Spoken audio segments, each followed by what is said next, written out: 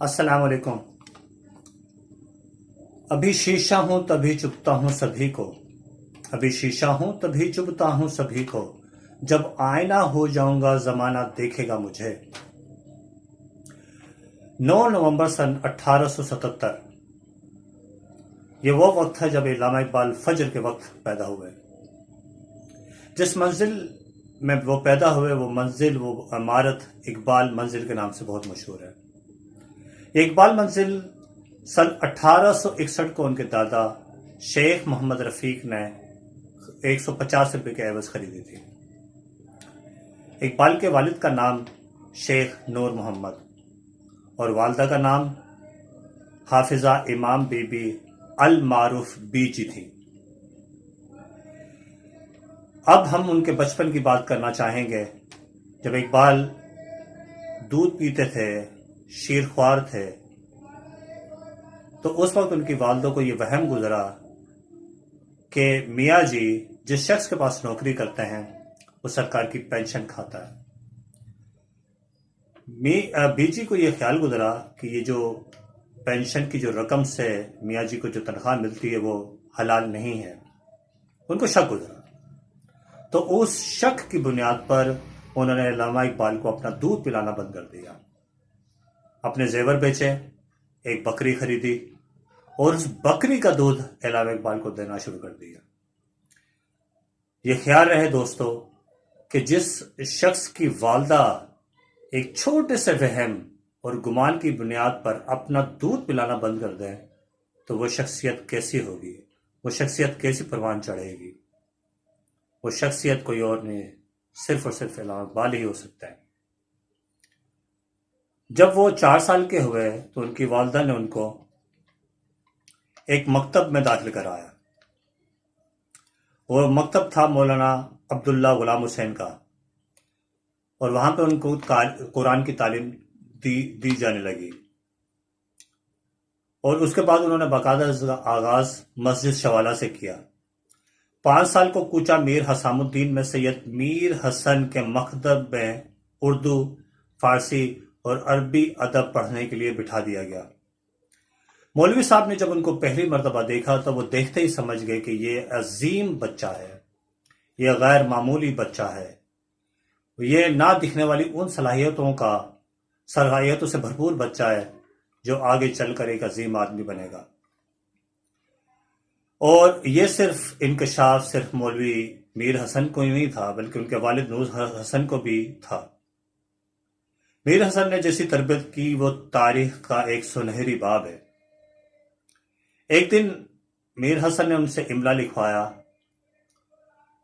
और उस इमला में उन्होंने इल्लामा इकबाल से कहा कि लफ्ज गलत लिखो।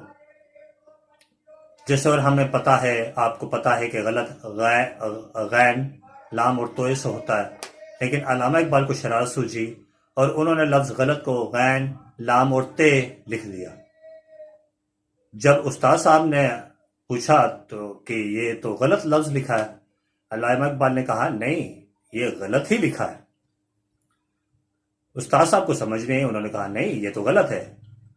तो उन्होंने कहा उस्ताद साहब आपने मुझे लफ्ज गलत लिखने का कहा था, तो मैंने गलत ही लिखा है। अगर आप ठीक कहते तो मैं ठीक लिखता। इस बात पर उनको उस्ताद बहुत खुश हुए। एक मरतबा वो किसी दुकान पर बैठे हुए थे और हुक्का पी रहे थे इल्लामा इकबाल। एक जूती नीचे गिरी हुई थी और एक जूती पहनी हुई थी। उनकी नजर यकदम अपने उस्ताद मीर हसन की तरफ गई, तो वो सब कुछ छोड़ छाड़ के उनकी तरफ भागे और झुक के सलाम किया। और उनके पीछे उसी तरह एक चप्पल पहनी हुई और एक चप्पल ना थी उनके पैर में, तो एक ही चप्पल के साथ उनको घर तक छोड़ के आए और वापस आकर वो चप्पल पहनी। यह था उस्ताद का अदब और एहतराम। दोस्तों, उनकी वालदा की इस तरबियत ने उनको अजीम इंसान बनाने और उसके बाद मौलवी हसन ने उनकी कमाल की तरबियत की, और उसके साथ वालिद साहब ने भी उनको शेख नूर मोहम्मद साहब ने भी بہت اچھی تربیت کی. اس کا مظاہرہ اس طرح بھی آپ دوستو کر سکتے ہیں کہ ایک مرتبہ کسی فقیر کی آواز اقبال کے کانوں میں گونجی، اونچی آواز تھی، تو اقبال نے ان کو ڈانٹ دیا. تو شیخ نور محمد جو ان کے والد تھے، انہوں نے یہ دیکھ لیا اور سن لیا. وہ بہت ناراض ہوئے اور اقبال کو پیار سے سمجھایا کہ جب قیامت ہوگی اور اللہ کے حضور بہت سے لوگ ہوں گے، اس میں عالم، فاضل اور یہ فقیر بھی ہوگا، اور اگر اس نے یہ شکایت کی تو میں خدا کے سامنے کیا جواب دوں گا کہ میرے بیٹے نے کیا کام کیا. تو اقبال نے اس چیز کا بھرم مرتے دم تک نبھایا. انہوں نے ہمیشہ ہر شخص کی عزت کی، ہر فقیر کو کھلایا، اور نہ صرف یہ بلکہ اپنے علم سے پوری دنیا کو روشناس کیا. انہوں نے علم اور ادب کی ایسی خدمت کی کہ رہتی دنیا تک وہ ہمیشہ ایک روشن باب، روشن ستارے کی طرح ہر شخص کی رہنمائی کرتا رہے گا. وہ ایک ایسے عظیم شاعر تھے اور ایک ایسی عظیم شخصیت ہے جو نہ صرف تاریخ بلکہ جدید دور کے بھی شاعر کہلائے.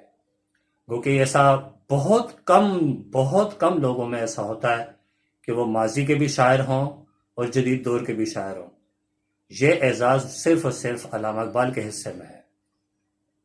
ہمیں چاہیے کہ علامہ اقبال کی شخصیت، ان کی زندگی اور ان کی شاعری سے زیادہ استفادہ حاصل کیا جائے.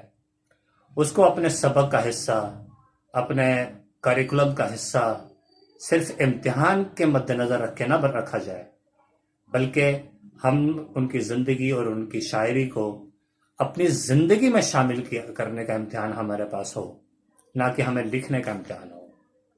ہمیں یہ سبق ان کی زندگی سے ملتا ہے کہ ہمیشہ حلال کی روزی کمائیں اور اپنے بچوں کو بھی حلال کا رزق دیں، تاکہ وہ آگے چل کے ایک بہترین انسان بن سکے. بدقسمتی سے یہ آج کے معاشرے کے اندر ایسا تقریباً ناممکن ہو چکا ہے، اور جس کی وجہ سے اقبال اور اس کے آنے والے جتنے بھی باقی ماندہ لوگ تھے جنہوں نے ادب کی خدمت کی، شاعری کی خدمت کی، قوم کی خدمت کی، یہ پھر ممکن نہ ہو سکا. 20ویں صدی کے یہ عظیم شاعر، مصنف، قانون دان، سیاستدان، صوفی تحریک پاکستان اور نظریہ پاکستان کی تشکیل جن شخص نے کی، ان کے بارے میں عظیم قائد اعظم نے فرمایا تھا کہ اگر مجھے 2 چیزوں کا انتخاب کرنا ہو، جس میں ایک طرف سلطنت ہو اور ایک طرف اقبال ہو، تو میں تمام سلطنت چھوڑ دوں گا اور اقبال کو اپنا لوں گا. کتنے عظیم شخص تھے یہ. اور لوگوں، دوستوں، اسی بنیاد پر اقبال نے ایک مرتبہ کہا تھا، ایک عمر میں نہ سمجھے اس کو زمین والے، جو پات پاگے ہم تھوڑی سی زندگی میں. انہوں نے بہت تھوڑی زندگی پائی، لیکن انہوں نے وہ کام کر دکھایا کہ جو رہتی دنیا کے لیے ایک مثال بن چکا ہے، بن گیا ہے. دوستو، اگر آپ کو یہ ویڈیو پسند آئی ہے تو اس کو ضرور شیئر کریں، لائک کریں اور سبسکرائب کریں، اور اقبال کی زندگی کو اپنی زندگی کا حصہ بنانے، جیسی زندگی کو اپنی زندگی کا حصہ بنانے کی کوشش کریں. See you in our next video.